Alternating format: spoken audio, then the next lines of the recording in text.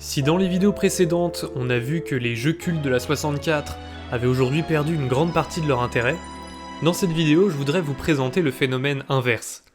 Pour illustrer ça, je vais présenter le premier Paper Mario. À l'époque, c'était juste un bon jeu.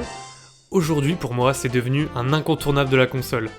Je l'ai connu assez tardivement parce que je le possédais pas à l'époque, donc je pense être en bonne position pour vous expliquer si effectivement, sans nostalgie, ça vaut quelque chose aujourd'hui.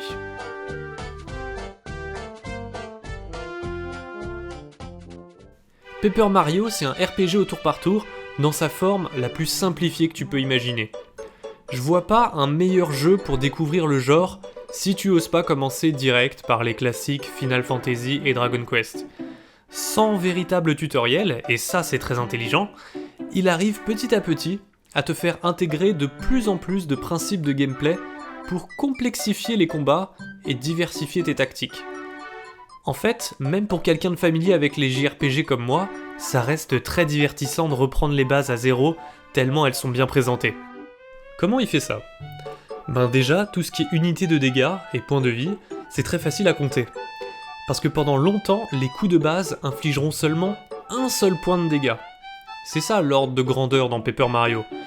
Donc le jour où tu chopes une amélioration qui te permet de taper à 2, tu te sens comme le roi du monde, et c'est toute la perspective des combats qui change. Ce gain de puissance, c'est pas quelque chose que t'arrives à ressentir aussi bien dans les autres RPG traditionnels qui se contentent juste de monter constamment tes points d'attaque et les points de vie de tes adversaires. D'ailleurs, dans Paper Mario, tu vas moins ressentir la lassitude des combats.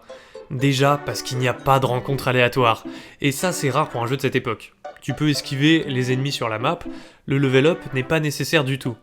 Même si tu peux gagner des bonus de stats sympas si tu fuis pas toutes les altercations constamment. Et puis surtout, les combats sont pas passifs. On se contente pas de tout mettre en automatique sur attaque comme on le ferait dans un Dragon Quest. Pour chaque attaque et pouvoir spécial, ou même pour contrer ceux de tes ennemis, t'as une petite action à faire avec les boutons ou le stick pour les rendre plus puissants. Et c'est plus intéressant qu'un vulgaire QTE. Chaque ennemi a son point faible. C'est d'ailleurs leur design qui va te mettre la puce à l'oreille. Tu vas pas sauter sur un Goomba avec un pic sur son casque, ni provoquer un tremblement de terre pour toucher un Koopa qui vole. Bien sûr, j'essaie de simplifier l'explication au max. Mais il n'y a pas qu'une dimension RPG dans ce jeu. Il y a un vrai côté aventure, avec de l'exploration et des quêtes annexes. Presque Zelda-like, ou Metroid-like, dans le sens où tu vas déverrouiller des pouvoirs au fur et à mesure, qui te permettront d'atteindre des zones qui étaient bloquées en début de jeu. Si t'as une bonne mémoire, tu retourneras sur tes pas pour faire le plein d'objets bonus bien utiles. Comme des badges par exemple. La gestion et l'équipement de tes badges, c'est un aspect que j'adore dans ce Paper Mario. En gros, c'est comme des pièces d'équipement qui te donnent des avantages. Et il y a des effets assez originaux. Mais tu peux pas tout équiper non plus. Tu dois faire des choix en fonction du nombre de points de badge que t'as en stock. Donc t'as vraiment plusieurs stratégies possibles, et deux joueurs différents auront pas nécessairement le même Mario. Donc c'est génial. Mais alors, si ce jeu est si bien, pourquoi on n'entend pas souvent les gens en faire les éloges, contrairement à plein d'autres jeux 64 ? Je pense que c'est parce qu'à l'époque, il avait rien de révolutionnaire. Contrairement à un Mario 64, un Banjo-Kazooie, ou un Zelda Ocarina of Time en full 3D qui révolutionnait le jeu vidéo en leur temps, voir un jeu 2D dans l'esprit, avec un air très minimaliste, sortir à une époque où les gamers ont les yeux rivés sur la next-gen, la PS2 est déjà dispo, et les N-Sex attendent la GameCube, c'est plus en 2001 que la 64 allait faire le buzz. Mais avec du recul, 20 ans plus tard, niveau platformer, on a fait bien mieux que Mario 64 et Banjo. Niveau action-aventure, on a fait bien mieux que Zelda Ocarina of Time. Mais niveau RPG minimaliste, on n'a pas fait beaucoup mieux que Paper Mario. Vous entendrez souvent les gens faire les éloges de Super Mario RPG à la place, moi je le trouve pas si excellent que ça.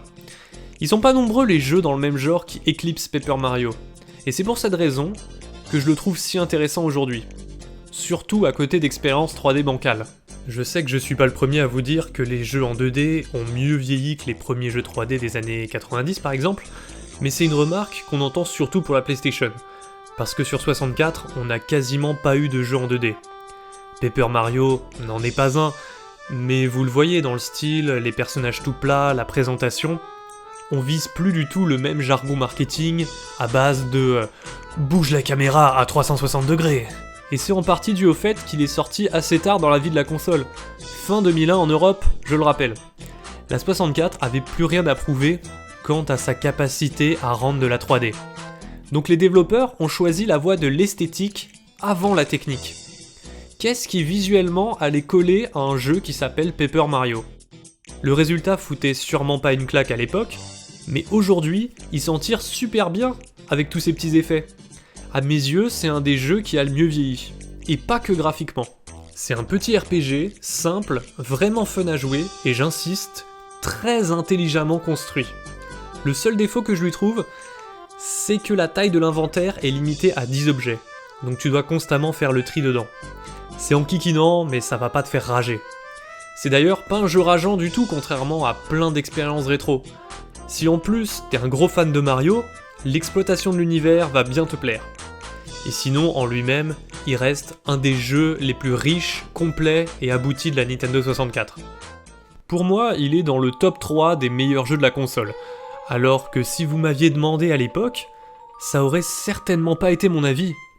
C'est fou, tout ce que la nostalgie peut altérer. Et ça me passionne beaucoup. C'est pour ça que je prends autant de plaisir à réaliser ces vidéos. Et j'espère que ça vous offre un point de vue légèrement différent pour une fois. D'ailleurs, pour les 7 milliards de personnes qui les auraient pas encore vues, je vous redirige vers mes 100 nostalgies précédents, sur Zelda Ocarina of Time, Banjo-Kazooie et Super Mario 64.